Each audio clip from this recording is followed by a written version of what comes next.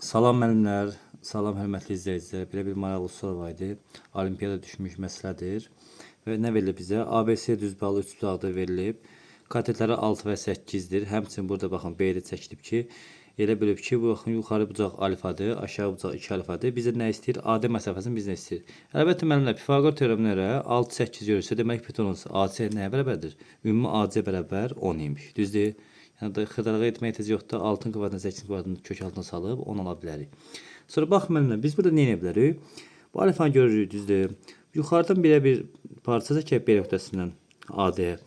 Elə olsun ki, bu alfa qədər buradan bucaq ayırırıq. Baxın, tutaq ki, buradan biz elə bir xətt çəkib, tutaq ki, bu olsun K. Buradan bir alfa qədər bucaq ayıraq.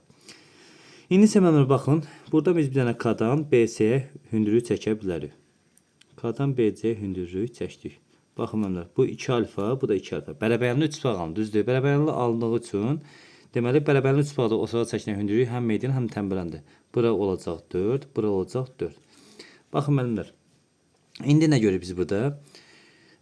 AB hündürlüyü əlbəttə ki, BC-yə perpendikulardır. Həmçinin K, bu da H olsun. KH da BC-yə perpendikular. Deməli bunlar paralel imiş. Paraleliyə görə deməli həm də burada KH orta xətt rolunu oynayır. Baxın bu 6-dırsa ona paralel olaraq KH olacaq 3. Pifaqor teoremi 3 4 görürsə deməli KC məsafəsi nəyə bərabərdir? 3-ün kvadratı 4-ün kvadratı toplayıb kök alaram. Əlbəttə 5-ə bərabərdir. Deməli KC məsafəsi 5, həmçinin AK məsafəsi də 5-ə bərabər oldu. Baxın müəllimlər. Bu 2 alfanın qarşısında 5 durubsa, demək bu 2 alfanın qarşısında duracaq, 5 duracaq. Düzdür? Görürsünüz burada B-də nədir burada? Alfalar 2 yerə bölüb. Demək tənbələn rolunu oynayır burada. Tənbələnin də xassəsi necədir? Bax 5-in 8-ə nisbəti KD-nin DC nisbətinə bərabərdir. Demək uyğun olaraq 5-ə uyğun olaraq KD məsafəsi olacaq 5x, DC məsafəsi olacaq 8x. Düzdür?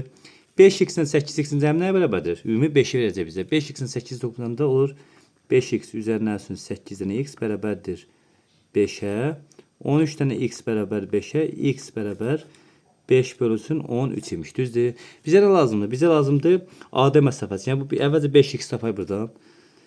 5x bərabərdir 5 vurulsun 5 bölünsün 13 bərabərdir 25 bölünsün 13.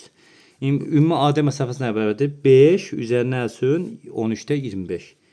5 üzərinə əlsin 13'də 25 bərabərdir. Orta məxrac 13'dür. 5 yaza bilərəm mən 13'də 65 kimi.